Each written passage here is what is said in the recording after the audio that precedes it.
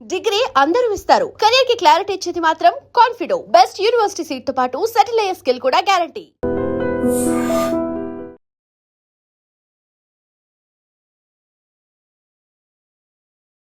I dream ప్రేక్షకులకు నమస్కారం. ధర్మ వర్సెస్ కర్మ కార్యక్రమానికి స్వాగతం.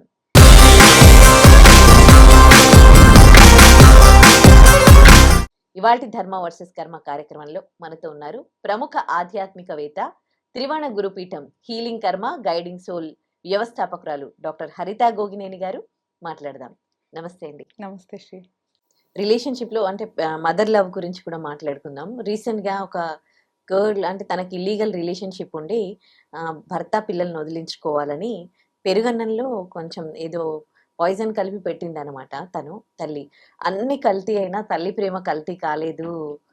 తల్లి ప్రేమ అంటే తల్లి ప్రేమ గురించి అంత అద్భుతంగా చెప్తారు. అసలు నిజంగా కూడా తల్లి ప్రేమించినట్టుగా ఎవరు ప్రేమించరు ప్రపంచంలో. కానీ ఈ జనరేషన్లో తల్లి ప్రేమ కూడా కల్తీ అయిపోయింది అని అనుకోవచ్చా? ఈ జనరేషన్లో కాదు తల్లి, మన పురాణాల్లో కూడా అక్కడక్కడ కొన్ని ఎగ్జాంపుల్స్ ఉన్నాయి. ఇప్పుడు కర్ణుడు కూడా తల్లి ప్రేమకు నోచుకోలేదు కదా తల్లి. పురాణాల్లో కూడా తల్లి ప్రేమ కల్తీ ఉంది కదా. తన గౌరవం కోసం బిడ్డని సముద్రంలో వదిలేసిందంటే ఆ బిడ్డ చచ్చిపోయిన బతికినానే వదిలేశారు కదా. మన అంటే అది మన పురాణాల్లో ఒక ఉదాహరణ కింద చెప్పారు. కొన్ని సిచ్యువేషన్లో తల్లి ప్రేమ కూడా కల్తీ అవుతుంది అని చెప్పారు. అలాగే చాలా మనకి ఈరోజు అవేర్నెస్ ఉంది కాబట్టి సోషల్ మీడియా వల్ల తెలుస్తుంది తల్లి. ఎన్నో జరుగుంటాయి అలా కల్తీ అయిపోయిన తల్లిదండ్రుల ప్రేమలు, కల్తీ అయిన బంధాలు ఎన్నో ఉండుంటాయి. లేకుండా అనాథలు ఎట్లా వచ్చారు తల్లి? ఒక తల్లి వదిలేకుండా అనాథలు వచ్చారా? కల్తీ అవ్వలేదని మనం ఏదో ఊరిని డప్పులు కొట్టుకోవడం కానీ ఎందుకు కల్తీ అవ్వలేదు? చాలా మందికి ఉన్నాయి నాన్న. ఇప్పుడు అంటే కొన్ని మేబీ బయటికి రావచ్చు, చెప్పకపోవచ్చు. మన తల్లిని చాలా హైయెస్ట్గా రెస్పెక్ట్ చేసుకుంటాం కదా. కొంతమంది స్వార్థంతో పిల్లల్ని వదిలేసే వాళ్ళు ఎంతోమంది ఉన్నారు, అబాండ్ చేసే వాళ్ళు ఎంతోమంది ఉన్నారు. సో ఉంటారు అట్లాగా. నేను అట్లాగే అబాండ్ అయిన పిల్లనే నేను కూడా. సో ఉంటారమ్మా, ప్రతి ప్రేమలో కల్తీ ఉంటుంది. నేను కూడా అట్లాగే అనుకునేదాన్ని. ఏ అన్ని ప్రేమల్లో కల్తీ ఉంటుందో లేదో తెలియదు కానీ తల్లి ప్రేమలో కల్తీ ఉండదు అనుకునేదాన్ని. బట్ అది చూసిన తర్వాత లేదు, ప్రేమలో కాదు, ఇట్ ఈజ్ అబౌట్ పర్సన్, మనిషిలో ఉంటుంది. అది ఒక రోల్స్ కాదు. ఎందుకంటే నేను ఒక భార్య వదిలేయటం కానీ భార్య చనిపోయి పిల్లల్ని పెంచుకొని సిన్సియర్గా ఉన్న తండ్రులు కూడా ఉన్నారమ్మా. కాకపోతే అవేర్నెస్ రాదు మనకి. ఎందుకంటే ఇంతకుముందు సోషల్ మీడియా లేదు, ఇప్పుడు ఉంది కాబట్టి ఇప్పుడు కూడా కొన్ని ఎగ్జాంపుల్స్ వస్తే కొన్ని ఎగ్జాంపుల్స్ రావు. సో వీళ్ళు వాళ్ళు కాదు తల్లి. అంతెందుకు, 2-3 పిల్లలు ఉంటారు తల్లిదండ్రులకి, పార్షియాలిటీ చూపించే వాళ్ళు ఎంతమంది తల్లిదండ్రులు ఉన్నారు? ఎందుకు లేదు కల్తీ? అవును. ఇంకో కేసులో కూడా అబ్బాయి, ఇద్దరు ట్విన్స్, అబ్బాయి అది ఏమంటారు ADHD, అబ్బాయికి ఫిజికల్లీ హీఈస్ హ్యాండిక్యాప్డ్ అనమాట, స్పెషల్ చైల్డ్. అమ్మాయి బాగా పుట్టింది. తాంత్రికుడి దగ్గరికి వెళ్ళి తాంత్రికుడు చెప్పాడంట అమ్మాయిని చంపి ఆ బ్లడ్తో ఏదో పూజలు చేస్తే అబ్బాయి బాగా అయిపోతాడని. దానికోసం అని మంచిగున్న అమ్మాయిని బలిచ్చేసింది ఆ లేడీ. అసలు ఇదైతే ఎంత బాధాకరం అసలు. దీన్ని మూర్ఖత్వానికి ఏమంటారు నాన్న? పైశాచికత్వమా, మూర్ఖత్వమా, ఏమంటారు అసలు చెప్పు? ఎక్కడ ఉంది నాన్న అట్లాంటి విద్యలు? నాకు అర్థం కావట్లా. అసలు అదే చెప్తున్నాను తల్లి, ఉన్నారు. నేను అదే చెప్తున్నా, ఎన్నో కేసులు లేవు. ఇప్పుడు కోర్టు కేసులు బోల్డ్ అని, మన ఆస్తి తగాదాలు కానీ బోల్డ్ అని ఉంటాయి కదా. నీకు చూడు, అమ్మాయిలు అబ్బాయిలు 2-3 ఉన్నప్పుడు పిల్లలు, వాళ్ళు ఎప్పుడు చాలా పార్షాలిటీ చూపిస్తుంటారు. అందులో ఉన్న ఒకళ్ళని తక్కువగా చేస్తూ ఉంటారు. మరి కల్తీ లేనప్పుడు తల్లి ప్రేమ ఎట్లా పార్షాలిటీ వస్తుంది? ఎప్పుడైనా తల్లిదండ్రులు బిడ్డలు ఇద్దరు అంటే ఇద్దరు, 3 ఉంటే 3, 2 కళ్ళల్లాగా సమానంగా చూసుకున్నప్పుడే కల్తీ లేపటం. దానికి కావాల్సింది మానవత్వం తల్లి. బంధం కూడా అవసరం లేదు. ఒక మనిషిని గౌరవించటానికి, ఒక మనిషిని బాధ పెట్టకుండా ఉండటానికి కావాల్సింది మానవత్వం. బంధం ఎందుకు తల్లి? ఇప్పుడు చాలామంది, ఇప్పుడు మనం ఏమంటారు, సనాతన ధర్మంలో కానీ లేదంటే గురువులు కానీ, ఇప్పుడు మేము సేవ ఏదైతే మేము చేస్తుంటామో మేమంతా బయట వాళ్ళకే కదా చేసేది. మాకు అసలు సొంత వాళ్ళు అంటే ఎవరు ఉంటారు కదా. మా దగ్గరికి ఎవరో తెలియదు, ముక్కు మొహం తెలియదు, ఎవరి కష్టాలతో వాళ్ళు వస్తూ ఉంటారు. మేము గైడ్ చేసేది వాళ్ళనే కదా. దానికి కావాల్సింది బంధం కాదు తల్లి, బాధ్యత. ఆ బాధ్యత ఎక్కడి నుంచి వస్తుంది? మానవత్వం నుంచి వస్తుంది. మనిషి కులం, మంచితనమే మతంగా చూసే వాళ్ళకి మానవత్వం ఉంటుంది. వాళ్ళు ఎప్పుడు తప్పు చేయరు. స్వార్థాలు ఉండవు, మూర్ఖత్వాలు ఉండవు, అసూయలు ఉండవు, కోపాలు ఉండవు, ద్వేషాలు ఉండవు. సో నిస్వార్థంగా చేయాలి. సో నేను ప్రతి ఒక్కళ్ళని అదే కోరుకున్నా. ఈ బంధాలైనా లేదంటే బయట సొసైటీ వదిలే, మీ ఇంట్లో బంధాలు గానీ, మీరిష్టపడే వాళ్ళని గానీ మానవత్వంతో ఉండండి, ధర్మంతో ఉండండి. అప్పుడు ఇలాంటి తప్పులనేవి జరగవు. ఉన్నంత వరకు సంతోషంగా ఉండమంటున్నా.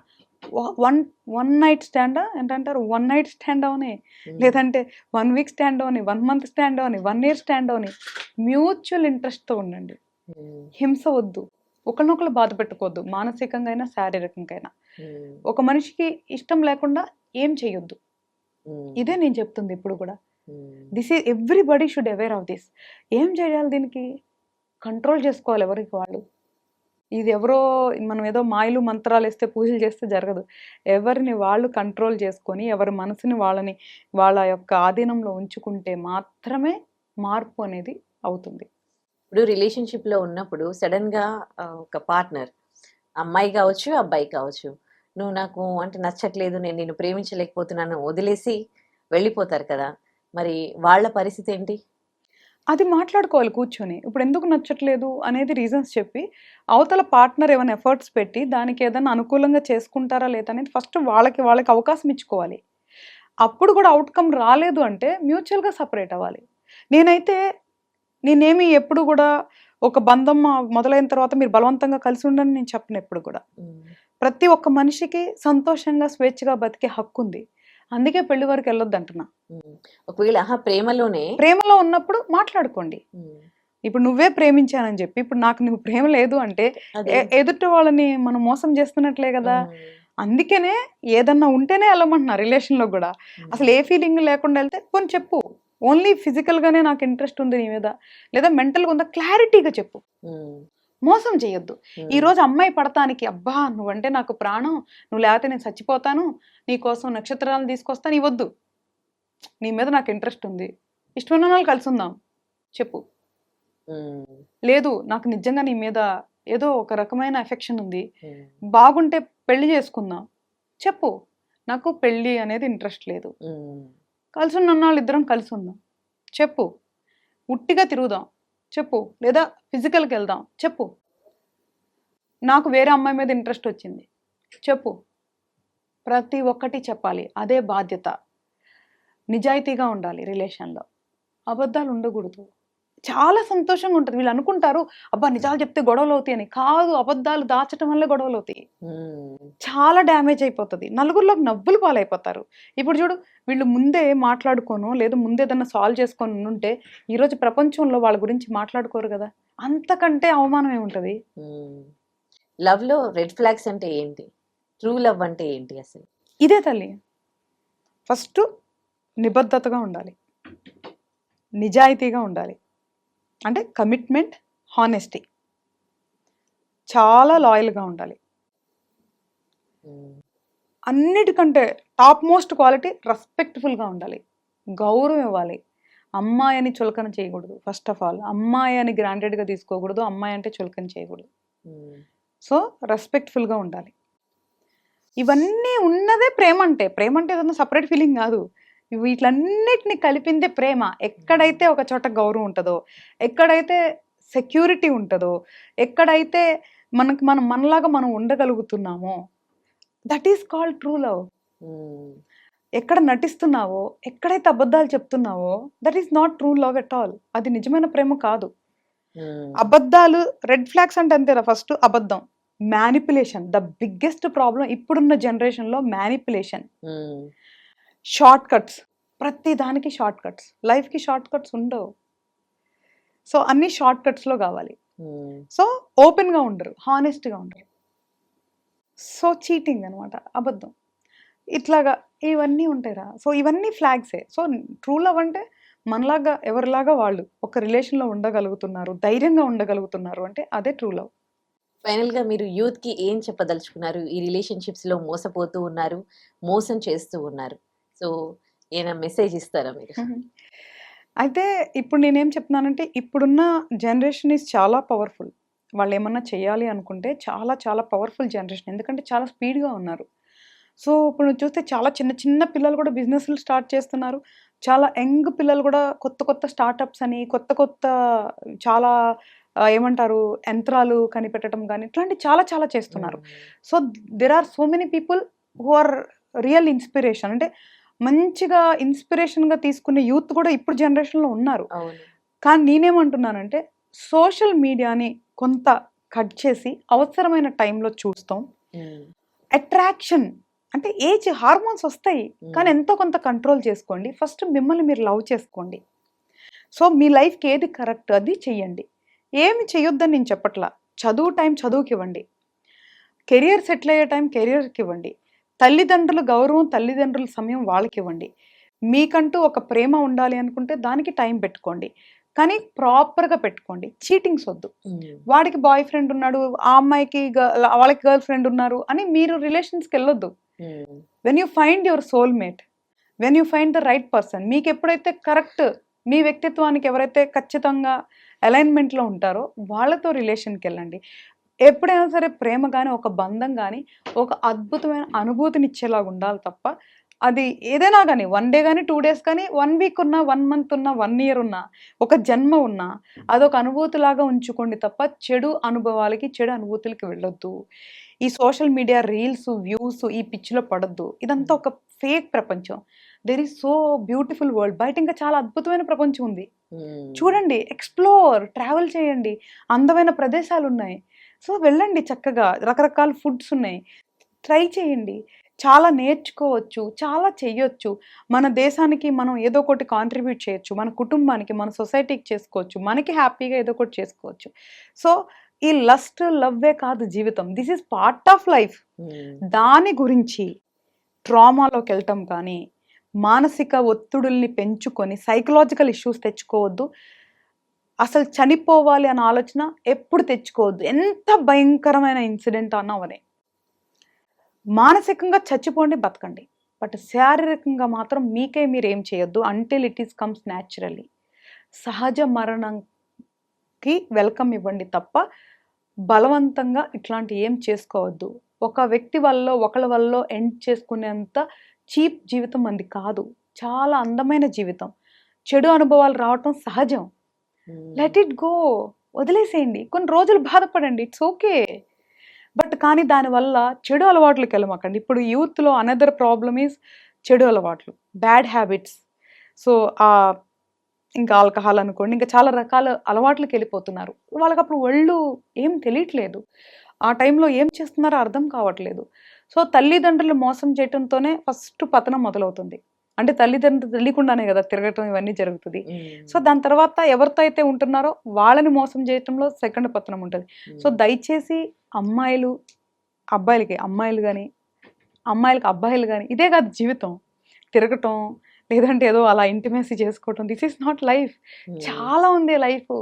చూడండి, ఎక్స్ప్లోర్ చేయండి చక్కగా. ఇప్పుడు మరి అదే ఇన్స్టాలో కుకింగ్ వీడియోలు ఉంటాయి, ట్రావెల్ వీడియోలు ఉంటాయి, రకరకాల వీడియోస్ కూడా ఉంటాయి కదా. కొన్ని వాటికి అట్రాక్ట్ అవ్వండి. స్టార్టప్ బిజినెస్ల గురించి ఎలాగా సంపాదించుకోవచ్చు అనే దాని గురించి బోల్డన్ ఐడియాస్ ఉంటాయి, అవన్నీ చేయండి, ఉంచుకోండి. రిలేషన్, ప్రేమ, whatever physical needs, these are part of the life. ఇవే జీవితం కాదు. సో దయచేసి తల్లిదండ్రులను మోసం చేయకండి, మిమ్మల్ని మీరు మోసం చేయకండి, వేరే వాళ్ళని మోసం చేయకండి.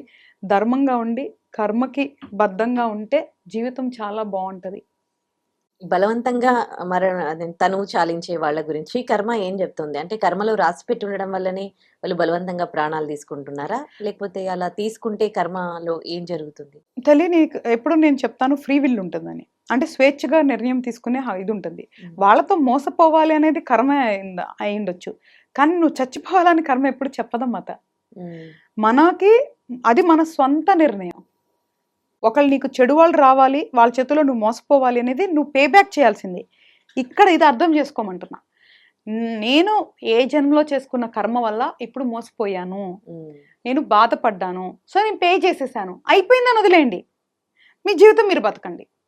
సో చనిపోవటం అనేది స్వేచ్ఛగా తీసుకునే నిర్ణయం. అసలు కర్మకి దానికి ఎటువంటి సంబంధం లేదు. సో మేబీ మీకు ఆ టైం బాగోక మీకు చెడు థాట్ ప్రాసెస్ వచ్చి ఉండొచ్చు, అది గ్రహాల వల్ల వస్తుంది, అది కూడా మనం ప్రెడిక్ట్ చేయొచ్చు. కానీ నిర్ణయం మన చేతుల్లోనే ఉంటుంది. ఆలోచన వచ్చినంత మాత్రాన నిర్ణయం తీసుకునేది మనమే, అదొక్కటే మనం. అంటే మెదడులో వచ్చే ఆలోచనలు, మంచి ఆలోచనలకైనా చెడు ఆలోచనలైనా ప్రాసెస్ చేసి యాక్షన్లోకి తీసుకెళ్లేది మనమే. అప్పుడు మనల్ని మనం కంట్రోల్ చేసుకునేదే మనం. కాబట్టి ఆలోచనలు రావటం తప్పు కాదు, దాన్ని అణిచివేసుకోండి. మిమ్మల్ని మీరు ప్రేమించుకోమన్నా, అంటే మనల్ని మనం ప్రేమించుకోకపోవటం వల్ల ఈ తప్పులు చేస్తున్నాం. మనల్ని మనం ప్రేమించుకోవాలి, మనల్ని మనం చూసుకోవాలి. సో ఫస్ట్ లెగ్గానే మనల్ని అసలు అద్దంలో మనల్ని చూసుకోవాలి. ఈరోజు మనం ఎట్లాగా చక్కగా రెడీ అవ్వాలి, మన స్కిన్ ఏంటి, మన హెయిర్ ఏంటి, మన డ్రెస్ ఏంటి, feel proud of you. Yes, నేను చాలా బాగుంటాను. అలాగా మనల్ని చూసుకోవాలి కదా. సో మన జీవితం ఎవరైనా నెక్స్ట్ డే మనం ఒంటరిగా పుట్టాం, ఒంటరిగా పోతాం. సో ఫస్ట్ మనల్ని మనం ప్రేమించుకోవాలి. మిగతా వాళ్ళందరూ మన జీవితంలో పాత్రధారులే ఉండాలి, వాళ్ళే జీవితం అయి ఉండకూడదు. ఉన్నంత వరకు సిన్సియర్గా ఉన్నామా, మన జీవితం మనం బతికినామా చాలు. అంటే మనకి అంటే ఏ బాడీలోకి ఏ సోల్ వెళ్ళాలో మనకు అన్నీ మనకి ఉంటాయి, మనకి గత జన్మలో అంటారు కదా. ఒకవేళ బలవంతంగా ఆ దేహాన్ని మనం చంపేస్తే, మనం తనువు చాలిస్తే ఆళ్ళ కర్మ ఏం జరుగుతుంది, దాని ఫలితం ఎట్లా ఉంటుంది? చాలా దారుణంగా ఉంటుంది. ఎందుకంటే ధర్మంలో అతి పెద్ద తప్పు మన శరీరాన్ని మనం ఇబ్బంది పెట్టుకోవటం. ఇంతకు ముందు వీడియోస్లో మనం మాట్లాడుకున్నాం, అడిక్షన్స్, చెడు అలవాట్లు. నేనే కదా ఆల్కహాల్ తాగుతున్నా, ఎవరికి నష్టం అంటారు కదా. మన శరీరాన్ని మనకి కష్టపెట్టుకునే అధికారం లేదు అని చెప్పాను కదా. ఆల్కహాల్ తాగుతానికే మనకు అధికారం లేదు అంటే మన శరీరం నష్టపడిపోతుంది. స్మోకింగ్ చేయడానికి మనకు అధికారం లేదు. ఈ శరీరం అనేది మనది కాదు, మన సొంతం కాదు. ఈ జన్మలో మనకి ఇదొక టూలు, మన సోలు ప్రయాణం చేయడానికి శరీరం ఒక టూలు భగవంతుడు ఇచ్చాడు. దీన్ని జాగ్రత్తగా కాపాడుకోవాలి. అంతేగాని స్మోకింగ్లు, డ్రింకింగ్లు, ఇంకా చెత్త వేసేసి, లేదంటే ఏమంటారు పనికిరాని జంక్ ఫుడ్లు వేసేసి శరీరాన్ని మనం కష్టపడుతున్నాం కదా, అదంతా కూడా చెడు కర్మ కిందే వస్తుంది తల్లి. అపార్ట్ ఫ్రమ్ దట్, ఈ శరీరాన్ని ఎప్పుడైతే బలన్మారణం గనక చేస్తే గనక కంపల్సరిగా అది బిగ్గెస్ట్ చెడు కర్మలోకి వెళ్తుంది. దానికి సంబంధించిన ఫలితాలు నెక్స్ట్ లైఫ్లో అనుభవించాల్సిందే. ఇప్పుడు మనం చాలా చిన్న పిల్లలు చనిపోతూ ఉంటారు అనుకుంటాం కదా, ఇలాంటి తప్పుడు పనులు చేయటం వల్లే అలా జరుగుతూ ఉంటాయి. వాళ్ళకి మళ్ళీ జీవించే హక్కు ఇవ్వరు. ఇప్పుడే నువ్వు జీవించలేక మరణం పొందావే, మళ్ళీ ఇంకొక జన్మ ఎందుకు ఉంటుంది నీకు, వచ్చినా నిలవదు. అంటే రీసెంట్గా తెలిసిన రిలేటివ్స్లోనే జరిగింది అనమాట. కొంతమందికి అనారోగ్య సమస్యలతో సడన్గా కిడ్నీ ఫెయిల్ అయ్యి బాబు హాస్పిటలైజ్డ్ అయ్యాడు అనమాట. ఇంకో కేసులోనేమో చిన్న అబ్బాయి, అసలు 17 years ఓల్డ్, స్ట్రోక్, హార్ట్ అటాక్తో చనిపోయాడు. సో ఇలాంటివి చూసినప్పుడు భగవంతుడు ఎందుకు పిల్లల్ని ఇచ్చాడు, ఎందుకు తీసుకెళ్తున్నాడు? ఆ తల్లిదండ్రులకు కదా గర్భశోకము, అది ఎంత అంతకు మించిన పెయిన్ ఫుల్ థింగ్ ఏదైనా ఉంటుందా ఈ ప్రపంచంలో అనిపించింది. అది వాళ్ళు అనుభవించడానికే వచ్చింది తల్లి. అందుకే అంటా నేను, అందుకే ఆలోచించమని చెప్తాను. ఇట్లాంటి చూసినప్పుడు ఆలోచించమని చెప్తాను. ఎందుకు వాళ్ళు అలా చనిపోయారంటే వాళ్ళకి ఆ గర్భశోకం కలగటానికి. ఎందుకు అంటే పూర్వజన్మలో వీళ్ళు అంతకంటే వరస్ట్ చేస్తుంటారు. ఇప్పుడు ఇందాక మన ఎగ్జాంపుల్ చెప్పుకున్నాం, అబ్బాయి చనిపోయాడు, తల్లిదండ్రులు బాధపడుతున్నారని, మళ్ళీ పే బ్యాక్ చేయాలి కదా. సో అయినప్పుడు వాళ్ళ బిడ్డలు కోల్పోయి ఆ బాధ అనుభవించాలి కదా. ఇదే కర్మ సైకిల్ తల్లి. నేను అందుకే చెప్తున్నా, మనకి తెలిసినంత వరకు మంచిగా బతికితే మనం పుట్టే జన్మలన్నీ మనం కంట్రోల్ చేసుకోవచ్చు, మంచిగా పుట్టేలాగా రాసుకోవచ్చు. సో ఈరోజు పేదరికంతో పుట్టారు, లేదా ఈరోజు అనారోగ్యంతో పుట్టారు, లేదా ఈరోజు బాధపడుతున్నారు అంటే నెక్స్ట్ జన్మ మంచిగా రాసుకోండి, మంచిగా బతకండి. ఇప్పుడు ఈ జన్మలో తెలిసి తప్పు చేయొద్దు. సంచిత కర్మలో ఉన్నవి అవన్నీ కూడా మంత్ర సాధనతో కానీ, దైవారాధనతో కానీ, మంచి సేవతో మొత్తం తుడిచేసుకోండి. ఇప్పుడు బతికున్న లోపలే మొత్తం చెడు కర్మంతా పోగొట్టుకోండి, మంచిగా ఉంటుంది నెక్స్ట్ జన్మ. ఖచ్చితంగా చెప్తున్నా నేను. సో ఈ జన్మ ఎట్లాగో మన కంట్రోల్ లేదు కదా, నెక్స్ట్ జన్మ అయినా మన కంట్రోల్లో ఉంది అని చెప్తున్నా నేను. దానికి ఇప్పుడు మనం ప్రణాళిక చేసుకోవాలి. సో ప్రతిదీ కూడా పే బ్యాకే నాన్న. అందుకనే మనము తెలిసి ఎవరిని తప్పు చేయొద్దు, తెలిసి ఎవరిని బాధ పెట్టద్దు. మీ సంతోషానికి మీరు ఎవరిని బాధ పెట్టకుండా సంతోషంగా ఉండండి. గర్భశోకంకి గురవుతున్న వాళ్ళ కర్మ గురించి కర్మ ఏం చెప్తోంది? అదే తల్లి, వాళ్ళు ఇంతకు ముందు అదే పని చేస్తుంటారు కాబట్టి ఇప్పుడు అది అనుభవిస్తున్నారు వాళ్ళు.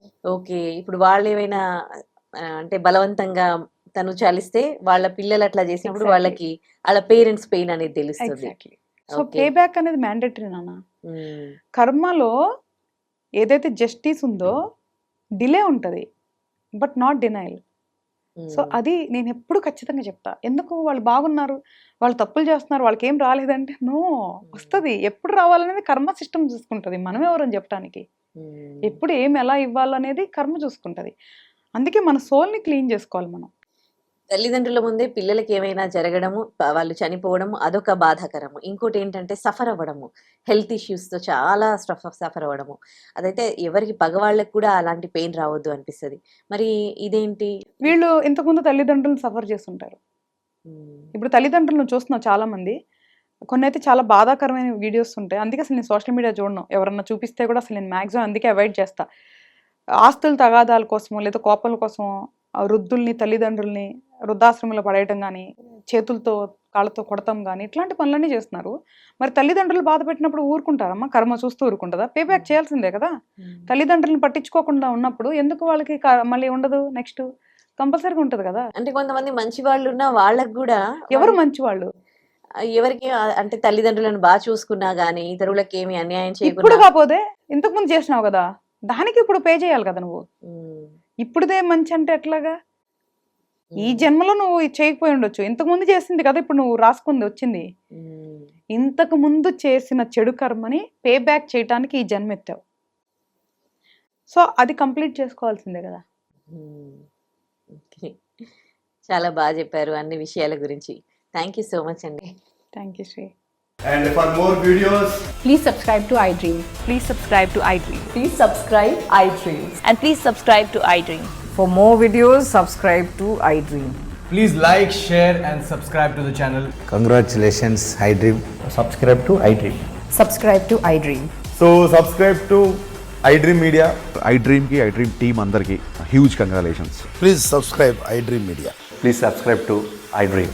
Subscribe iDream. Please subscribe to iDream. iDream అంటే నా కళల ఛానల్ సబ్స్క్రైబ్ చేసుకున్న నోరు తిరుగుతలేదు. మీరైతే గంట గుర్తు కొట్టండి. For more such videos, please subscribe to iDream. Subscribe to iDream. Please subscribe to iDream. Please subscribe iDream Media. Please do subscribe to iDream. Please subscribe to iDream Media. For best entertainment and information, please subscribe iDream. And don't forget to subscribe to iDream.